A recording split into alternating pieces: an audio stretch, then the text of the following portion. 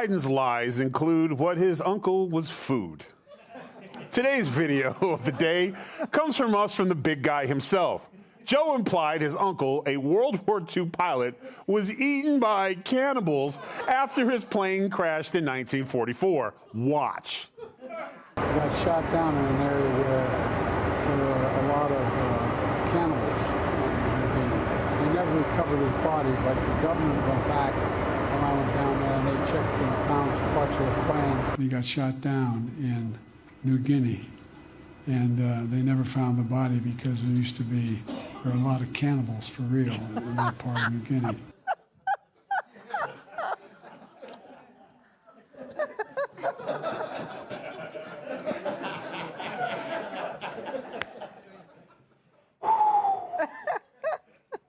But the military says his uncle died after crashing into the ocean.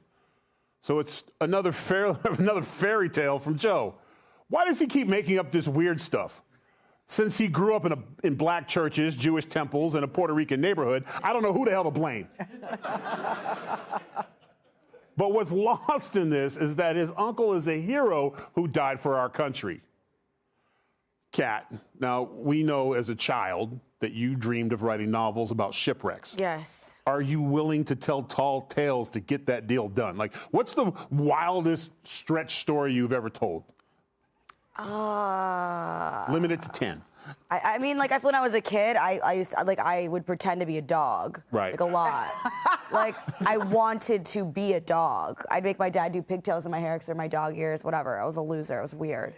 As a child with imagination, yeah, I get it. Yeah, but so this is weird because he also doesn't even seem to understand how cannibalism works. Yeah. Like, he couldn't find their bodies. Like, he ate their bones, too. That's like a ghost story in The Sandlot. Yeah. Like, that's, right? That's what the dog did. He ate him bone and all, right? You guys have seen that movie. So it's like, not only is it a lie, it's not even a good one. Yeah, I mean, like, how did he know? Yeah. Like, did they mail an envelope? Send more. Biden's are delicious. Like, I mean, this and then the oil cancer, I'm still not over. Yeah, I mean, he's been through a lot. The oil cancer, and then remember when he said so many of his friends had oil cancer too? Yeah, it's going around. Yeah. Where are they? Sorry. Listen, speaking of embellishing stories and making up, Aaron, if you was a college class for that, you would have a master's in it. Well, I lied on my resume to get here. Yeah, exactly. The wildest lie you ever told to get out of doing something? I mean, I'll pull the sick thing, and maybe I was a little sick. Right.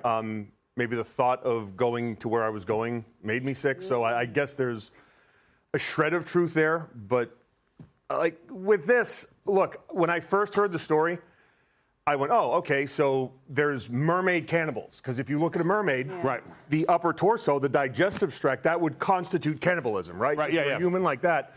But now that the White House has just said, right, like, no, this didn't happen. They announced an official statement. I think really the most disturbing thing is that he said it twice. Like, if you're in a conversation with someone and, oh, yeah, well, my uncle was eaten by cannibals. But no, you said it twice. Yeah. Well, so he was sticking with it. And that's what is really bothering me. To be fair, like any good liar, he builds on it. Because the first story, he didn't get eaten. There were cannibals around. They were around. Just shifty-ass cannibals just hanging around. Yeah. You know. Yeah. Nothing worse than you're trying to have a meal of food and there's cannibals on the window. And then there's mermaid cannibals. Yeah, mermaid cannibals. You can't even swim. Circling the boat. I always thought if mermaids were really made for men, they'd be the opposite way. But anyway. All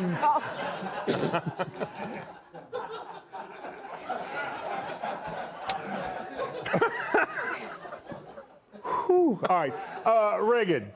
When in court, when you hear somebody, you at least get to say objection. At what point in the president's story would you have yelled objection? If I were his attorney, I would have died. Let's just put it that way. I can't imagine what it's like to be his staffers on a daily basis, just white-knuckling through the day, never knowing what's going to come out. But to be fair, we can't be too hard on him because everybody's got that one uncle or family member that everyone says was eaten by cannibals in the woods, right? Like somebody, there's a tall tale somewhere. And like you said, maybe there's a shred of truth to it. But I can't imagine. I mean, it's just giving Brian Williams, and I feel so bad for his staffers, just thinking about how they have to do damage control all the time. But I just want to watch the clip over and over and over again. It's so good. Because damage control is one thing, but cannibal control is a whole. Cannibal. It's not on the bingo card, right? Like, cannibals, can you imagine being in the back as a staffer and aide, and you're like, cannibals? Like, that's it? That's what he comes up with today? Yeah. Like, and then you got to figure out what the cannibal's pronouns are. what's coming next? Don't Is it misgender the a cannibal. vegan cannibal? Like, what are we dealing with here? It was a cannibal on the paleo diet or something, yeah. I mean, all else fails, eat a human. Before we get too far afield, I just want to congratulate Kat's parents. Because these days, when young children say, I'm a dog, put my hair in the ponytail so they're like ears, that you become a furry. And you are, they give you a litter box and the whole 9 yards. I was still using a toilet. Yeah. See? Atta girl. But to be fair. And I still am. Atta girl. But here's the thing. If you go that furry route and Yeah. your kid's living as a dog, Yeah. you could probably put him down. Oh, God. Who could put Kat down? And No. She kicked out of it. She was clever. Yes. She kicked out of it. That's interesting. She wanted to be a dog and her name is Kat. Anyway. Good point. Yeah. So, Biden, as you detailed earlier, he's grown up in every possible community that there is, from Polish to Scandinavian to Puerto Rican to African American. He's just got a little bit of, I want to see his 23andMe profile. I really do. But one of the things that should bother people about this is that if he so easily lies, and then you notice he always says, for real, I swear to God, this is true. He's always underscoring his stories with these little exclamations. Mm-hmm. If he can do that so easily and has been doing that so easily for 50 years, I think we can safely assume, Tyrus, he does that on official stuff too. Oh, Afghanistan was great. The economy's great. Bidenomics works. How can you trust the guy? You can't. And in the worst case scenario, if you get too nosy, you around getting eaten by a cannibal. Kat, before we go see Kat on her book tour. Tickets are still available for her Tucson show this Sunday. Go to therealkattemp.com for more information.